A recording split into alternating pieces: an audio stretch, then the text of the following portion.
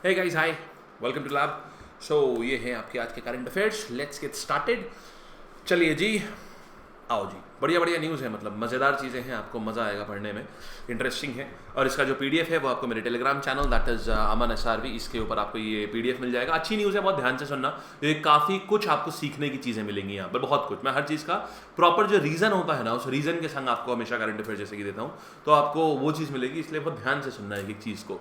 ये आपका टेलीग्राम जो चैनल है मेरा, ये है अमन SRV. इसके ऊपर अभी आज का क्विज भी होगा. ठीक, अभी इसको क्विज डालने में थोड़ा सा इशू था, इसलिए अभी 2 दिन अपना नहीं हुआ. लेकिन अभी ये है कि अभी इतना क्विज वगैरह सब पड़ गया है, तो अपना इसके ऊपर अपना क्विज भी होगा. ठीक है जी. तो आप लोग, ये रहा आपका चैनल का नाम अमन SRV, इसको आप एनरोल कर लेंगे. आइए शुरू करते हैं. आज हम क्या क्या सीखने वाले हैं. देखिए, वुमेन्स डे अभी हाल ही में बीता था, 8 तारीख को. तो वुमेन्स डे में हम एक्चुअल में क्या थीम होती है, क्या हुआ, अक्षय पात्रा क्या है, निसार, ये बहुत इंपॉर्टेंट है, ये मोस्ट इंपॉर्टेंट मैं बोलूँगा. निसार क्या है, रडार कैसे काम करता है, हमें ये बात नहीं मालूम है ना. देशभक्ति बजट कहाँ पर आया है, क्या हुआ है, नया बजट आया है, इसका नाम है देशभक्ति बजट. क्या बात है भाई. तो ये जो चीज़ें हैं ना, ये अपन अभी सीखने जा रहे हैं. शुरू करें. आओ जी आओ. तो देखो, इंटरनेशनल वुमेन्स डे यार, इंटरनेशनल वुमेन्स डे कब हो रहा है? 8 तारीख तो होता है, आप जानते ही जानते हैं. हाँ, अब बात ये, लेकिन जो हम नहीं जानते हैं, बात हम उसकी करते हैं जरा, कि यार ये इंटरनेशनल वुमेन्स डे क्यों होता है, इसके बारे में तो अपने को नहीं मालूम है ज़्यादा. तो इसके बारे में पहले ध्यान रखते हैं कि यार ये क्या हुआ है और ये क्या होता है, कैसे कैसे काम करता है ये. देखिए, कहानी क्या है इंटरनेशनल वुमेन्स डे की अगर मैं बात करूं, तो ये पूरी दुनिया में 8 मार्च को तो बनाते हैं. और एक और चीज़ ध्यान से समझना, इसको हम इसलिए मनाते हैं ताकि हम पूरे दुनिया में जेंडर इक्वालिटी ला सकें. लेकिन एक चीज़ और समझिएगा कि हम 8 मार्च को ही क्यों मनाते हैं. इसके पीछे एक छोटी सी कहानी आपको समझाता हूँ. 1917, ये बात है सन 1917 की. सोवियत रशिया हुआ करता था ना, सोवियत यूनियन. तो यहां पर पहली बार क्या हुआ, महिलाओं को 8 मार्च 1917 को वोटिंग का अधिकार मिला. अब क्योंकि उनको वोटिंग का अधिकार मिला, तो इसीलिए उन्होंने क्या किया, पहली बार, अभी बहुत बड़ी बात थी, रशिया में महिलाओं को वोटिंग का अधिकार मिला, तो एक बड़ा ही खास दिन था. तो यूएन ने वहीं से उठा लिया, बोला अरे बहुत बढ़िया दिन है ये तो, यहाँ पर रशिया में क्योंकि वुमेन को वोटिंग का अधिकार मिला, यानी उनको इक्वालिटी के ऊपर लाने का क्या हुआ है, एक अपना जो जतन है, जो अपना प्रयत्न है, वो सफल हुआ है. इसीलिए क्या है, आज से हम इसको कैसे सेलिब्रेट करेंगे, आज से हम इसको as an international women's day celebrate करेंगे. अभी ये कहानी समझ आई. तो क्या हुआ था इस दिन पहली बार रशिया में वुमेन को वोटिंग का अधिकार मिला था. और इस बारी थीम क्या है इसकी, वुमेन इन लीडरशिप. इसकी थीम क्या है, मैं यहां पर लिख देता हूं. The theme of this years, ये जो है हमारी कहानी, वुमेन्स डे की कहानी, ये है वुमेन इन लीडरशिप. ये थीम है इसकी, वुमेन इन लीडरशिप. ठीक है जी. चलिए, तो ये हो गया. आइए आगे आते हैं यार. वुमेन्स विल क्या है यार, ये देखो, Google has launch a new web platform women's will on the occasion of international women's day. ये भी लॉन्च किया था. इसमें क्या है समझना, ये एक तरीके से बिजनेस एक्सेलरेटर है. बिजनेस एक्सेलरेटर यानी क्या है, भारत के लिए लॉन्च किया गया है. 1 लाख से ज्यादा महिलाओं ये इससे जुड़ सकती हैं. इसमें होता क्या है कि उनको एंटरप्रेन्योरशिप लाने के लिए, सिखाने के लिए, उनको बाकी दुनिया से जोड़ने के लिए, कि भाई आप अगर अपना गृह उद्योग कोई लगाना चाहती है, मैंने कई बार आप लोगों को समझाया गृह उद्योग क्या होता है, बिजनेस कैसे खड़ा करते हैं, कैसे शुरू करते हैं, ये सारी चीजें कई बार मैंने छोटे छोटे एस्पेक्ट कई बार बताए.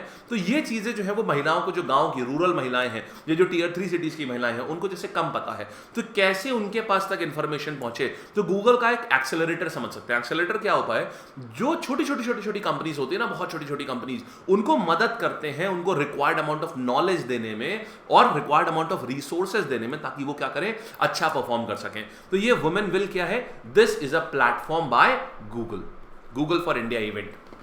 चलिए आगे आते हैं यार. मैत्री सेतु के बारे में बात करते हैं. देखिए, मैत्री सेतु बन गया है कहां से, इंडिया और बांग्लादेश के बीच में. ये बहुत बढ़िया सवाल है और आपसे खूब पक्का बात है कि एग्जाम में आपसे ये मतलब पूछे जाने के ना अच्छे खासे इसके वो भी हैं, अच्छे खासे क्या बोलते हैं, चांसेस भी हैं यहाँ पर.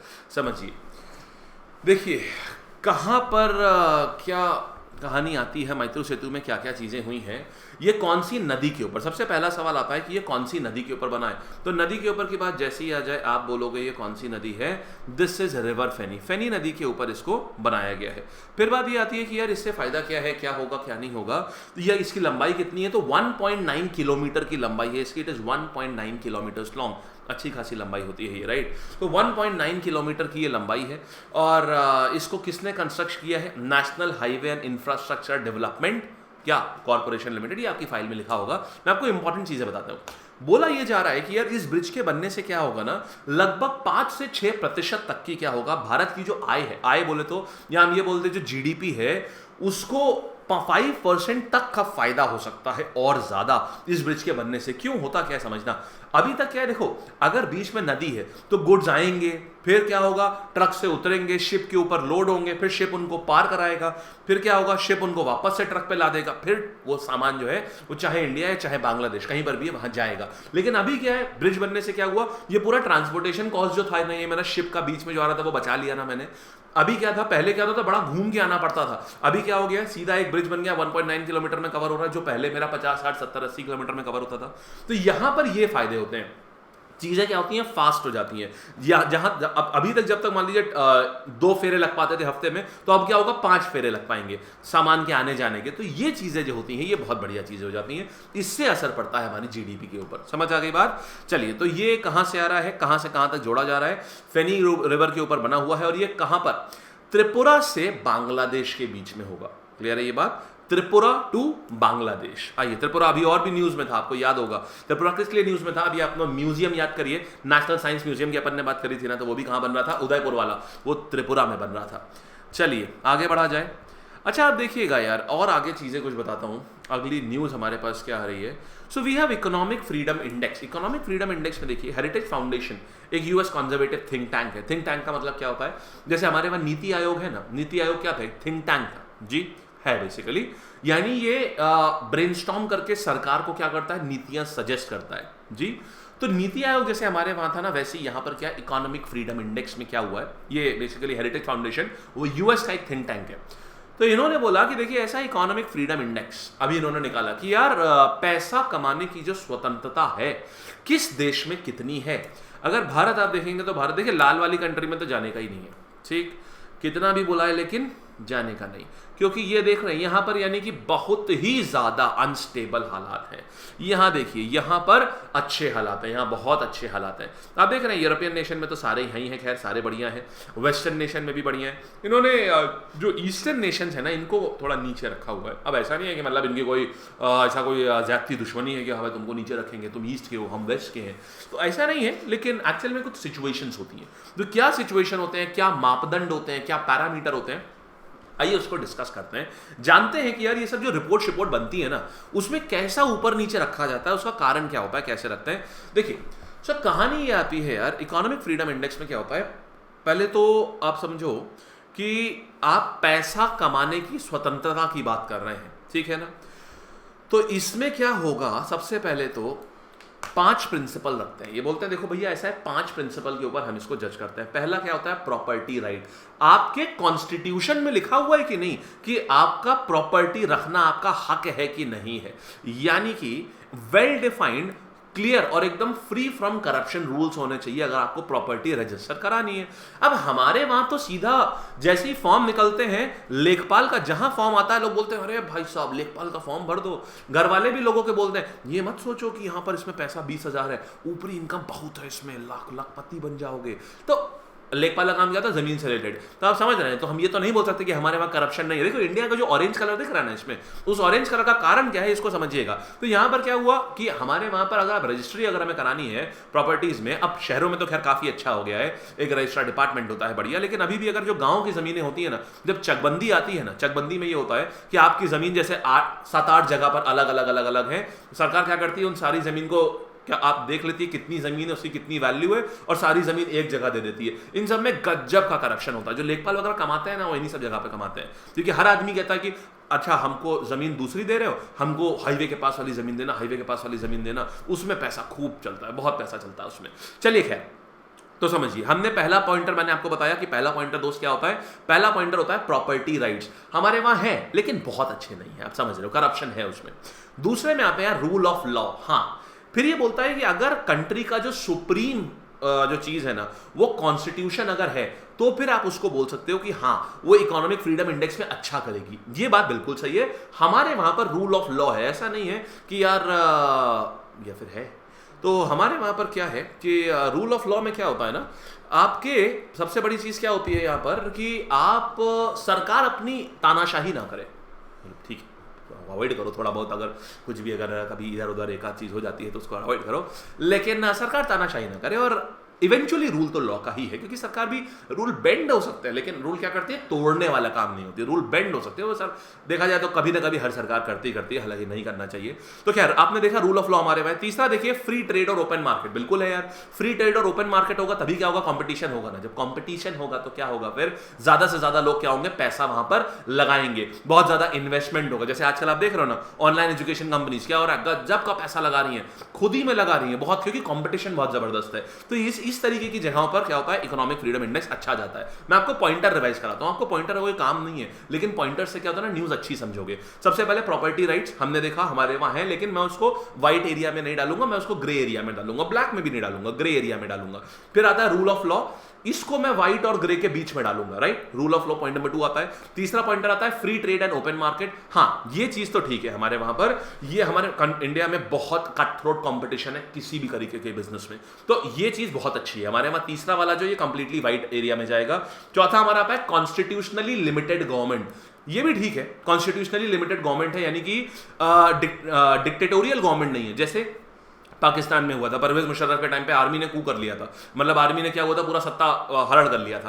तो ये चीज हमारे वहां नहीं है, तो कॉन्स्टिट्यूशनली लिमिटेड गवर्नमेंट है। और साउंड मनी सप्लाई है। पांचवा इंडिकेटर आता है साउंड मनी सप्लाई। जैसे आपने देखा साउंड मनी सप्लाई का मतलब क्या होता है कि यार अगर आपने देखा अभी कि कोविड के टाइम पे सब बंद हुआ था, सरकार ने 1 लाख करोड़ का राहत पैकेज निकाल दिया। यानी कि सरकार की खुद की जेब इतनी होती है कि at the time of requirement क्या हो, वो तुरंत अपना पैसा रिलीज कर दे। इसको बोलते हैं साउंड मनी सप्लाई। तो ये जो आपके आ जाता है ना, ये 5 इंडिकेटर होते हैं जिसके ऊपर ये इकोनॉमिक फ्रीडम इंडेक्स देखा जाता है। तो जैसा कि अभी आपने देखा, इंडिया मैंने कहीं पर इसको व्हाइट में रखा है ना, जैसे ओपन ट्रेड में, मैंने कहीं पर इसको ग्रे में रखा, ब्लैक में तो किसी में भी नहीं रखा, और कहीं पर मैंने इसको ग्रे और व्हाइट के बीच में रखा। मतलब आप समझ रहे हो ना, ग्रे और व्हाइट मेरा क्या मतलब है, मतलब black area, grey area, white area, बिल्कुल अच्छा, बिल्कुल खराब, बीच का। तो इससे आप अपने आप समझ गए कि हमारा कलर कौन सा आएगा, कहीं ना कहीं हल्का सा ग्रे और व्हाइट के बीच में ही आएगा, है ना। तो ये देखिए, क्योंकि मोस्टली चीजें हमारी ग्रे में आ रही है, और एक चीज ग्रे और व्हाइट में आ रही है, और एक चीज व्हाइट में आ रही है। तो हमारा ऑरेंज कलर अब आपको डिफाइन हो गया ना कि यार अगर अपन का कलर ऑरेंज है तो वो एक्चुअल में सही में ऑरेंज है, राइट। चलिए बढ़िया। तो ये होती है आपकी पूरी क्या बोलते हैं हिसाब किताब। अच्छा बाकी सारी बातें कर ली यार, अब बात ये आती है कि रैंक क्या है। इंडेक्स तो देख लिया, लेकिन इंडेक्स में रैंक क्या है ये तो देख लें। तो इंडेक्स में रैंक आ रही है दोस्त अपनी 121, ठीक है नहीं। तो ये जो आती है 121 रैंक आ रही है, बड़ी ही शर्म की बात है। जी हाँ, हमारे आपके लिए, दोनों के लिए, कि 121 रैंक आ रही है। चलिए आइए, अच्छा आगे बढ़ते हैं। ठीक, 121 रैंक आई है हमारी, not a great rank I would say. चलिए, और ये क्या करता है, लिबर्टी कितनी है, इंडेक्स करेगा क्या, कितनी लिबर्टी है, इकोनॉमिक एस्पेक्ट्स में कितनी लिबर्टी है सिटीजन्स को। ठीक, आओ भाई आओ, आगे आते हैं। अच्छा जानते हैं हर बार फर्स्ट कौन आता था, हांगकांग, हर बार फर्स्ट आता था। इस बार क्या किया, हांगकांग को हटा ही दिया। क्यों बोले, तुम्हारे पास, तुम अकेले थोड़े हो, तुम्हारे ऊपर तो बीजिंग का हाथ है तुम्हारे ऊपर। हांगकांग को हटा दिया, पिछले 26 सालों से हांगकांग फर्स्ट आ रहा था, इस बार हटा ही दिए उनको। अच्छा देखिए, तो ये क्या हो रहा है, अक्षय पात्रा, ये फाउंडेशन है यार ये। So on the occasion of international women's day, all women art exhibition titled Akshaya Patra inaugurated Lalit Kala academy. Not a very very important news, आप खाली देख लो, अक्षय पात्रा ने ऑल वुमेन आर्ट एग्जीबिशन किसने ऑर्गेनाइज कराई थी, अक्षय पात्रा उसका टाइटल था, खत्म कहानी, और कुछ नहीं। ठीक, कहाँ हुई थी, Lalit Kala academy. Not a very important news. देशभक्ति बजट आ रहा है दिल्ली सरकार का, ये बड़ी मजेदार चीज है यार। देशभक्ति बजट क्या है क्या नहीं है, इसके बारे में आप ध्यान से सुनेंगे। देखिए दोस्त, देशभक्ति बजट के बारे में जब हम आते हैं, सबसे पहले तो आपको ये समझना है कि इसके बाद में आपको अभी कुछ और भी चीज़ें अच्छी हैं, इसलिए मतलब ट्यून इन रहना, ये नहीं कि बस हाँ न्यूज़ बाद में पढ़ लेंगे, न्यूज़ पूरी एक बार में खत्म कर लो। और आप अगर सोच रहे हैं, एक और चीज़ ध्यान रखिएगा, मैं आपको वो तो देता ही हूँ, खैर मैं आपको 1 पेजर देता हूँ, लेकिन ध्यान रखना यार 1 पेजर में मज़ा नहीं आएगी, समझ नहीं पाओगे जब तक आपने यहाँ पर मेरे से ना पूरी चीज़ पढ़ी नहीं है। तो एक बार ध्यान रखना, आप लेक्चर देखें ज़रूर, फिर टेलीग्राम पर जाकर के 1 पेजर डाउनलोड करें, राइट। चलिए देखिए, तो क्या होता है दोस्त, देशभक्ति बजट क्या हुआ, दिल्ली गवर्नमेंट ने 69,000 करोड़ का बजट निकाला और उसको बोला देशभक्ति बजट। बहुत बढ़िया है। आपने 2-3 चीजें देखी मजेदार। झारखंड में जब उन्होंने बजट निकाला तो उन्होंने क्या बोला था, ये टारगेट बेस्ड बजट है ना, ये टारगेट बेस्ड बजट था ये वाला, जो इनका ये वाला था, क्या बोलते हैं, झारखंड ने जो अभी अभी बजट निकाला था, मैंने आपको परसों की न्यूज में पढ़ाया था मैंने आपको। फिर दूसरा इन्होंने बजट निकाला है दिल्ली सरकार ने, ये आ रहा है देशभक्ति बजट। तो बजट जो है ये किसने इसने रिलीज किया है, ये प्रेजेंट किया है दिल्ली के deputy chief minister Manish Sisodia ji ने। और क्या चीज़ें हैं यहाँ पर बोले हैं, ऐसा देखिए ऐसा है कि मतलब पिछली बार से लगभग 6-7% भारी है। मुद्दे की बात ये नहीं है, मुद्दे की बात सबसे जो आई कैची बात है वो ये है कि यार इसको देशभक्ति बजट क्यों बोलते हैं। तो दिल्ली गवर्नमेंट ने बोला है, इसमें बहुत अच्छी अच्छी चीज़ें आपको बताऊंगा। दिल्ली गवर्नमेंट ने बोला है कि 70 इस बार ऐसा है कि हमारा 75th इंडिपेंडेंस डे हो रहा है हमारा, तो इसके लिए क्या है, सरकार जो है 75 हफ्ते तक की ऐसा जो पेट्रियोटिज्म के जो प्रोग्राम्स होते हैं ना वो सरकार चलाएगी। यार ये बहुत गजब की बात है, क्योंकि देखिए आज भी अगर आप देखेंगे, कई बार जब मैं लोगों से मिलता हूं मैं देखता हूं स्टूडेंट्स को भगत सिंह के बारे में नहीं मालूम क्या है, चंद्रशेखर आजाद के बारे में नहीं मालूम क्या है। जो मालूम है तो वो गांधी जी के बारे में, ठीक है मैं ये नहीं कह रहा हूं नहीं मालूम होना चाहिए, बिल्कुल मालूम होना चाहिए, लेकिन सिर्फ और सिर्फ उन्हीं के मालूम है उन्होंने क्या आंदोलन करे क्या नहीं करे, जबकि हमारे पास बहुत सारे फ्रीडम फाइटर्स थे जिन्होंने बहुत कुछ किया है। हमें मुगल रूलर्स के बारे में ज्यादा पता है रादर दैन हमें अपने फ्रीडम फाइटर्स के बारे में कुछ नहीं पता, ना हमारे सिलेबस में ही नहीं है। तो ये दिल्ली सरकार की एक बहुत बढ़िया पहल है। इन्होंने बोला कि देखिए 75वां हमारा स्वतंत्रता दिवस आ गया है, तो इसके लिए क्या करेंगे, 12 मार्च से 75 हफ्ते के हम प्रोग्राम रखेंगे। इसके लिए इन्होंने पता क्या किया है, 45 करोड़ रुपए से दिल्ली में 500 जगह पर, जैसे आपने सीपी में देखा होगा, राजीव चौक में सीपी में बहुत बड़ा सा पोल लगा हुआ है, उसके ऊपर झंडा ये तिरंगा लगा हुआ है और मजा आ जाती है देख के। कभी रात में देखिए तो मजा ही आ जाती है, क्योंकि वो इतना बड़ा सा तिरंगा ना ऐसा पूरा फ्लर्टिंग करता है। फ्लर्टिंग का मतलब ये होता है कि आप लहरा रहा है, इसको ये भी बोलते हैं, तो वो करता रहता है, बहुत बढ़िया लगता है। इसी तरीके से 500 जगह पर उसको लगाया जाएगा। और दूसरी बात ये है कि इसके साथ में एक और चीज करी जाएगी, 10 करोड़ रुपए से स्कूलों में भगत सिंह के नाम पर देशभक्ति सेलिब्रेशन होंगे। उसमें बच्चों को पूरा बताया जाएगा कि भगत सिंह क्या थे, क्या किया इन्होंने, और उनके साथ के कौन से क्रांतिकारी दोस्त थे, उन्होंने क्या किया। तो इसीलिए इसका नाम रखा गया देशभक्ति बजट। अच्छा एक बात बताइए, ये तो हो रहा है यार 15 अगस्त 2021 को आएगा हमारा, ये बताइए 74वां, ये सब लोग सोच के बताओगे मैंने कमेंट सेक्शन में, ये बताइए कि आपके दिमाग में सबसे पहला क्या आया। 74th इंडिपेंडेंस डे इस बार हमारा, या 75th इंडिपेंडेंस डे। 74, ये इसमें खूब कंफ्यूजन होता है कि यार ये 74th है, 75th है, 60th है या 61st है, एक साल का हमेशा कंफ्यूजन होता है। तो मैं ये confusion once and for all आज खत्म ही कर देता हूं, ध्यान से सुनिएगा। देखिए भारत आजाद हुआ था 15 अगस्त 1947 को, उस हिसाब से अगर हम देखें तो हमें कितने साल हुए हैं 2021 तक, 74 हुए हैं ना, तो 74 होना चाहिए ना, नहीं 74 ईयर्स हुए हैं। अगर हम साल गिनेंगे तो ना तो 74 हुए होंगे, लेकिन अगर मैं स्वतंत्रता दिवस गिनूंगा, क्योंकि 15 अगस्त 1947 भी एक स्वतंत्रता दिवस था, तो फिर मैं क्या पाऊंगा कि ये कितना है, ये है, अगर मैं दिन गिन रहा हूं तो ये कितने 75 दिन हो गए होंगे। अब समझ आई बात एकदम बढ़िया से, ठीक है। वैसे तो क्या हो रहा है 74 ईयर्स हो रहे हैं, लेकिन 15 अगस्त 1947 को भी ना इंक्लूड करेंगे तो ये हो गया 75th इंडिपेंडेंस डे। तो इस बार हमारा 75th इंडिपेंडेंस डे, बताइए एकदम बढ़िया से आ गया, कोई समस्या नहीं है ना कैसी भी। चलिए रुकिए, अच्छा अभी मैं क्या करूंगा ना, आप लोगों को सुबह सुबह करंट अफेयर कराऊंगा, और ये क्या रहेगा ना मोस्टली मैं 6:30 पे इसको प्रीमियर करूंगा एक दिन पहले, ताकि अब मैं करंट अफेयर को, और अभी आप देखते हैं कि हम करंट अफेयर में लगभग +2 डेज पे चलते हैं। मैं सेम डे करंट अफेयर सब कराने जा रहा हूं, तो आपको मैं रात में मतलब या तो सुबह 6:30 बजे बेसिकली इसको प्रीमियर करूंगा। तो अब से क्या होगा ना, करंट अफेयर आपके प्रीमियर होंगे सुबह 6:30 बजे, और 7:30 बजे उसका मेरे टेलीग्राम पे क्विज हो जाएगा। तो आपको देखना मैंडेटरी रहेगा, क्योंकि आप क्विज तभी कर पाएंगे, मतलब मैंडेटरी ऐसा नहीं है कि बिल्कुल मार पता ही देख भाई देख, ऐसा नहीं है। मुद्दे की बात यह है कि आप देखेंगे ना तो आप क्विज अटेंड कर पाएंगे, क्विज में मार्क्स तभी आएंगे जब आप उसको देख पाओगे। एक सेकंड रुकिएगा जरा, मैं ये देख लूं कि यार मेरा आज का अभी कोई लेक्चर तो नहीं शुरू हो गया है, just allow me a moment, रुकिएगा। ऑलराइट चलो ठीक है, आगे आते हैं। अच्छा अब देखिएगा, अभी न्यूज़ है अपनी, मैंने ये इसलिए कर रहा हूँ कि ये भी सेशन आपका रिकॉर्डेड है, ये भी सेशन आपका मतलब रिकॉर्डेड क्या, बेसिकली मैं अभी बैठ के रिकॉर्ड ही कर रहा हूँ इसको अच्छे से। तो फ़ायदा क्या है ना कि अपने को आराम से डिटेल में अब हम डील कर पाएंगे करंट अफेयर्स को, तो बहुत बढ़िया चीज़ रहेगी।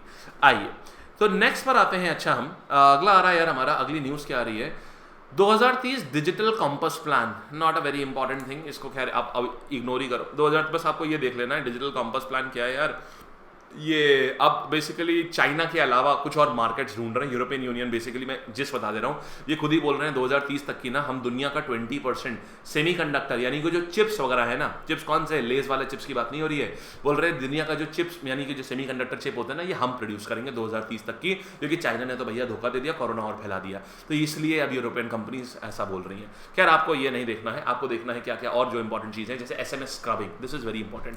ट्राई ने क्या कर दिया है, बोला है second phase of SMS regulation, telecom regulatory authority of India. आपको ये समझाता हूँ स्क्रबिंग होती क्या है, बड़ी इंटरेस्टिंग है दोस्त, बहुत इंटरेस्टिंग है। देखो क्या है यार, टेलीकॉम सर्विस प्रोवाइडर्स ने क्या किया, बोले कि आप हर SMS स्क्रबिंग क्या होती है, आपका हर SMS जो है, जो कि आपको वो से नहीं आता, जैसे कभी आपको अन अकेडमी की तरफ से आएगा, या मान लो कभी आपको बैंक की तरफ से आएगा, या इस टाइप के जो भी मैसेजेस आते हैं, कई बार आपको प्रमोशनल मैसेजेस अलग अलग जगहों से आते हैं कि भाई ये सेल है, वो सेल है। इसके लिए क्या करा उन्होंने, SMS स्क्रबिंग लगा दी है। बोले अब हर मैसेज का कंटेंट जो है वो डिलीवर होने के पहले चेक होगा, मतलब ऑटोमेटेड तरीके होते हैं, इंटरनेट ब्लॉकचेन टेक्नोलॉजी होती है जिससे ये चेक करा जाता है। तो आप कहेंगे यार तो बहुत बढ़िया बात है, वाह भाई वाह, हमारे पास ऐसा आ रहा है, यानी कि अब हमारे पास कोई गड़बड़ फड़बड़ मैसेज नहीं आएंगे, सारे एकदम ऑथेंटिक बढ़िया मैसेज आएंगे, वो वाले मैसेज नहीं आएंगे आप 85 लाख जीत गए हैं, आप 1 करोड़ जीत गए हैं, अपना अकाउंट नंबर जरा हमको जरा सरका दीजिए और हम 85 लाख डाल देंगे, तो ये वाले मैसेज नहीं आएंगे। आप बोलेंगे बहुत अच्छी बात है, देखो बात अच्छी है, थोड़ा सा समस्या भी है यार, है ना। देखो फायदे और नुकसान हर चीज़ के दोनों होता है, तो मैं आपको बताता हूँ क्या होता है। पहली चीज़ तो क्या है कि अगर ये जैसे SMS स्क्रबिंग आ गया है अब ये, तो हर कंटेंट जांचा जाएगा भेजने से पहले, वो AI टेक्नोलॉजी के थ्रू अपने आप जांचा जाएगा। लेकिन अब एक चीज़ समझिए, इसके फायदे क्या है कि अब हमें जो आलतू फालतू के दुनिया भर के वो नहीं आते ना मैसेज, तो मसाज कह रहा हूँ, तो दुनिया भर के मैसेजेस नहीं आते ना जो अनऑथराइज्ड ये टेली मार्केटर्स होते हैं कि आज आप जीत गए हैं फलानी मशीन, हमारे पास 4 दिन से हम एक मैसेज से परेशान है, 4 दिन क्यों मसाज निकला, 4 दिन से आ रहा है, आप ले लीजिए बिल्कुल ये पैरों पे मसाजर मशीन ले लीजिए, आज 30% ऑफ है, 40% ऑफ है, फलाना, उनका डेली ऑफ होता है उनका। तो अभी क्या है, इस तरीके के मैसेजेस जो है ना वो आने बंद हो जाएंगे, ये इसके फायदे हैं। लेकिन नुकसान क्या है सोचो, अगर SMS रेगुलेशन लेके आएंगे तो पहले ही क्या होता है यार, अपने को OTP नहीं आता, OTP ढूंढते ढूंढते अरे OTP नहीं आया, बार बार रीसेंड OTP करते हैं, फिर जब नहीं आता पता चलता है उसका कमरे में सिग्नल ना आ रहे हो, फिर हम जीने के ऊपर जा करके सीढ़ी के ऊपर चढ़ के अपना फोन ऐसा ऊपर उठा के कि शायद, मेरे को करना पड़ता है, हमारे ऑफिस में कभी कभी OTP नहीं आता है, तो मेरे को क्या करना पड़ता है, मैं ऑफिस की बिल्डिंग के नीचे जाता हूँ, अपना फोन ऐसा ऊपर उठा लेता हूँ कि शायद आ जाए, और जैसे ही ऊपर उठाता हूँ टक से OTP आ जाता है। तो ऐसे में क्या है, अब अगर ये आ गया तो हमको दूसरे माले पे जाकर के फोन ऐसा ऊपर उठाना पड़ेगा, ये भी, क्योंकि क्या है ना, अब थोड़ा सा और हॉल्ट हो जाएगा। इसके नुकसान क्या है कि अब बीच में एक और एलिमेंट आ गया, तो जो उसका प्रोसेसिंग टाइम है ना, मेरा OTP अब थोड़ा सा डिले हो जाएगा, तो जो हमारी फाइनेंशियल सर्विसेज है ना उनको सबसे बड़ा नुकसान होगा कि यार जैसे आप मान लो ओला बुक करते हो, अब ओला में क्या होता है, OTP आता है तुरंत, राइट, अभी तो ओला में ऐप में दिखा देता है, राइट। और इसी तरीके से कई बार क्या होता है कि आपको जैसे जोमेटो में क्या आपको OTP के बाद डालना पड़ता है, अब आ ही नहीं रहा, आप पेमेंट के लिए खड़े हुए हो,